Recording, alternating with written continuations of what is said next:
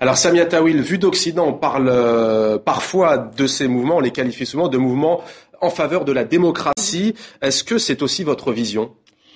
Eh bien justement, selon moi, cette notion de démocratie est un peu tronquée, en tout cas du moins dans les débats occidentaux, dans le sens où, disons, cette quête, ces révolutions ne sont pas menées par un idéal fédérateur que porterait ce concept même de démocratie au sens occidental du terme. Pas du tout. Moi, je le vois plus justement comme étant mené par une immédiateté de la nécessité d'un droit à la parole, d'un droit à la dignité économiquement parlant. Ensuite, pour revenir juste à cette spontanéité qu'il y a dans ce mouvement, j'aimerais aussi dire que, d'une part, il est vrai que ces mouvements sont très spontanés, et c'est d'ailleurs, ça se reflète dans la citation que vous venez de nous citer, mais c'est vrai que d'autre part, il y a quand même une prise de conscience profonde de la part de ces dissidents, justement de la particularité de la configuration géopolitique actuelle, du cosmopolitisme ambiant qui permet à ces révolutions, comme on a pu le voir en Afrique du Nord, du moins pour la Tunisie et l'Égypte, de s'articuler sans pour autant être menées dans un schéma guérilla qui permette d'être articulées d'une manière quand même, on va dire, relativement pacifiste et néanmoins d'avoir une pression sans précédent par le biais des médias. Et c'est pour ça, c'est ce cosmopolitisme ambiant, je pense, qui fait le caractère inédit de ces révolutions-là et qui est porteur d'un espoir ou du moins d'un souhait que cette fois-ci, les observateurs extérieurs ne restent pas de marbre. Samia Tawil, vous vouliez revenir sur le mot complot utilisé par le chef de l'État syrien ? Oui, en fait, j'aurais aimé simplement faire un lien avec ce qui se passe en Libye, à savoir que le type d'intervention auquel on assiste en ce moment en Libye et auquel on a pu assister déjà sous Bush en Irak ou en Afghanistan participe à nourrir ce type de théorie. Parce qu'il faut dire une chose, c'est qu'il y a quand même des pays qui sont dans une misère séculaire en Afrique. On assiste quand même à un nettoyage ethnique en Palestine et pourtant rien n'est fait. Et soudainement, le Conseil de sécurité s'attelle à se soucier, entre guillemets, du sort des Libyens. Donc pourquoi ?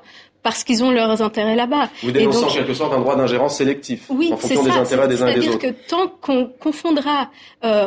En fait, tant que intervention rimera avec interventionnisme arbitraire, subjectif et militarisé, qui plus est, il restera le fléau de la politique internationale. Je suis tout à fait d'accord avec vous. C'est que ça justifie la parole du président de dire c'est un complot. Effectivement, ça nourrit et c'est vraiment le regard occidental vers ces pays-là qui continue sous une descendance d'esprit colonialiste. On a, pour une fois, la population demande, réclame, change le système et nous, on revient pour les aider. C'est là où on est... Alors, deux Syriens sur la même longueur d'onde, je me tourne vers le chercheur Frédéric Pichon. Qu'on soit bien d'accord, Samia Tawil, Meyer El-Roumi, vous ne dites pas non plus que ces révoltes, vous l'avez bien dit, elles sont spontanées, elles ne sont pas téléguidées, commandées de l'étranger. Frédéric Pichon, vous, quelle est votre position sur ça ? Le chercheur, est-ce qu'il est méfiant justement sur ce point-là ? Non, moi je suis assez d'accord. Il y a une arrogance d'un certain nombre de dirigeants occidentaux. C'est tout le problème qui se pose plus généralement de l'universalité des valeurs occidentales. Et il y a des gens qui assument très très bien cette espèce d'universalisme de manière un peu arrogante et ça risque effectivement de toute façon, surtout dans les pays arabes où il y a un nationalisme, une fierté quand même assez importante, il faut au moins leur accorder ça. On n'acceptera pas que cela vienne de l'extérieur. Je pense que, en tout cas pour la Syrie, il faut les laisser faire. Encore moins les Syriens. C'est absolument capital.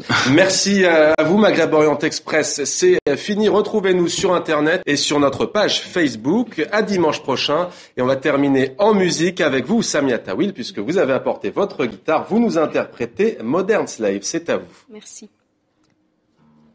Beyrouth, Gaza, بغداد كلنا في الدنيا تنقلبوا حرية الشام طنجة صنعاء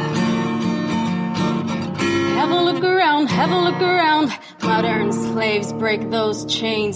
Living in this concrete cage is no fatality. Our mind's still free to be touched by what's real. Our body willing and able to act for what's deep. And numb yourself, it's time to get to action. Feed your mind with what's your soul and intuition. Dictating you, but hey, for that you need to listen. See, the truth will weep, will hurt, but so does freedom. صرخ صرخ الدنيا راح تتشكرك. صرخ صرخ الدنيا راح تتشكرك. صرخ صرخ الدنيا راح تتشكرك. صرخ صرخ صرخ صرخ صرخ صرخ الدنيا راح تتشكرك. صرخ صرخ الدنيا راح تتشكرك. صرخ صرخ الدنيا راح تتشكرك. صرخ صرخ بيروت غزة بغداد كنا في الدنيا تنقلبوا حرية. Merci.